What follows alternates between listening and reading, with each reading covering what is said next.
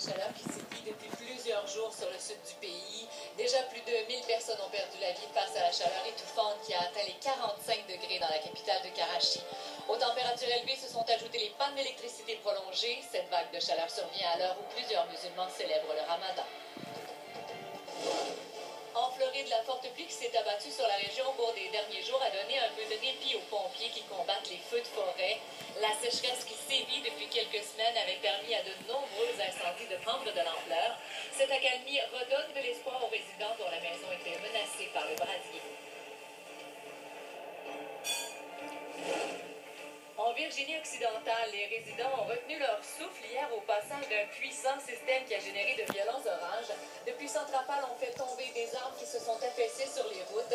Les averses de grêle se sont également abattues sur certains secteurs.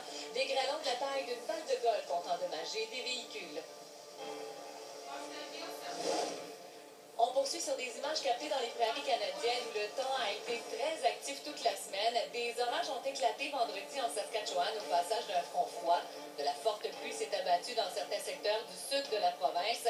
Ce système a également généré de la grêle en Alberta. Cette dépression devrait affecter le Québec à partir de mardi.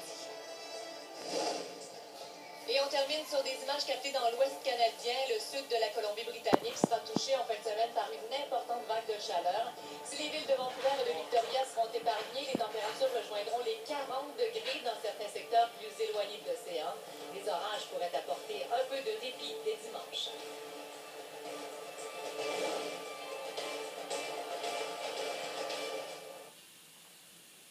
On l'a vu dans en action intégrale, vague de chaleur importante. On en parle au Pakistan et on en parle dans l'ouest canadien aussi. Ça touche le nord-ouest des États-Unis aussi par le fait même. Là, on voit la bonne zone orangée.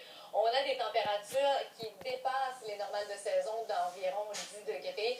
Et cette situation-là est présente quand même depuis quelques jours et pourrait demeurer inchangée pour encore une bonne période. La chaleur est bien présente. On a beaucoup d'ondulations dans le courant jet. Et ça, c'est une situation qu'on voit rarement l'été habituellement. C'était un petit peu plus à l'horizontale, tout ça. C'est un patron météo qui nous amène beaucoup de fluctuations, ce qui fait en sorte qu'à travers le monde, il y a énormément, justement, de vagues de chaleur en ce moment. Alors, voyez, pour l'ouest canadien, un 28 degrés pour Vancouver. Dans les terres, ça monte à 36, 38 environ. Pour ce qui est, entre autres, maintenant, des prairies canadiennes, on a dit 36 sur le sud de l'Alberta.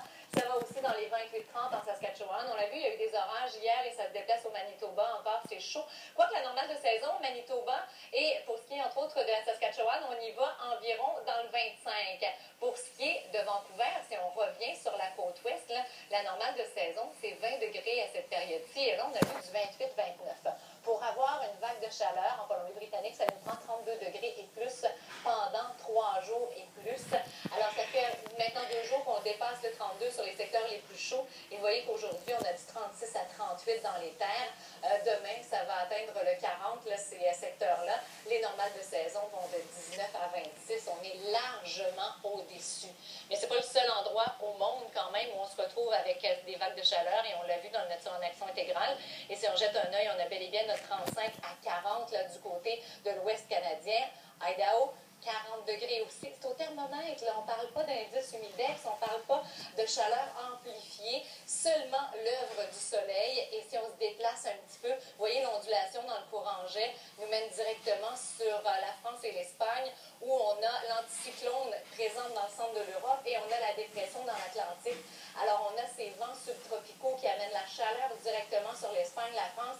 Madrid, on a du 40 là, à prévoir pour les prochaines heures. Pour ce qui est de Paris, la semaine prochaine, mardi environ, le milieu de la semaine, on devrait avoir du 35-38. Alors, on se prépare à avoir le pic des températures. Et on l'a vu aussi dans Nature en action intégrale, et ça fait déjà plus d'une semaine qu'on en parle, avec des morts de façon importante dues à cette vague de chaleur. Le Pakistan, toujours touché par des températures extrêmes, où on dépasse encore une fois aujourd'hui, et pour les prochains jours, là, le 40 degrés au thermomètre, je vous rappelle.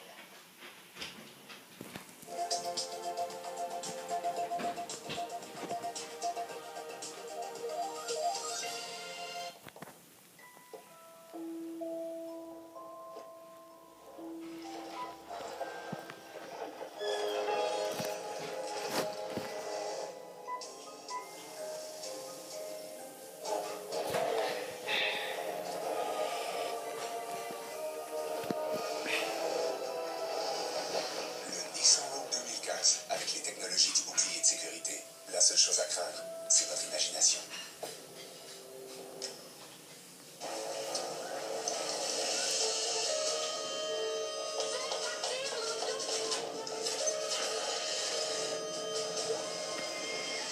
Le solde d'été IKEA est en cours. Festival international de percussion présenté par l'Auto-Québec maintenant dans le Vieux-Montréal du 3 au 12 juillet. La France s'accoste à Montréal au rythme des percussions. Des jours, plus de 1000 artistes sur 9 scènes. Spectacles, ateliers, classes de maître et plus encore. Les Laurentides présentent le chemin du terroir. 226 km d'escapades savoureuses. Pour quelques heures ou quelques jours. Cheminduterroir.com. Notre décor, votre scénario. Celui-ci, Oui, celui avec la fée. dans un pays lointain, des moments précieux qui nous rapprochent, qui forgent des souvenirs inoubliables. Dors bien, chérie. Avec ExploreNet, vous êtes en lien avec votre monde, où que vous demeurez. Clavardez, diffusez en continu et travaillez avec plusieurs appareils. ExploreNet, le fournisseur de services Internet haute vitesse en région.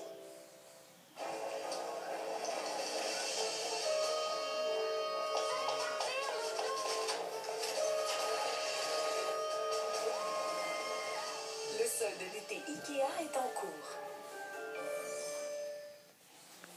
Pour vous aider à planifier vos prochaines activités, voici vos prévisions locales pour votre région.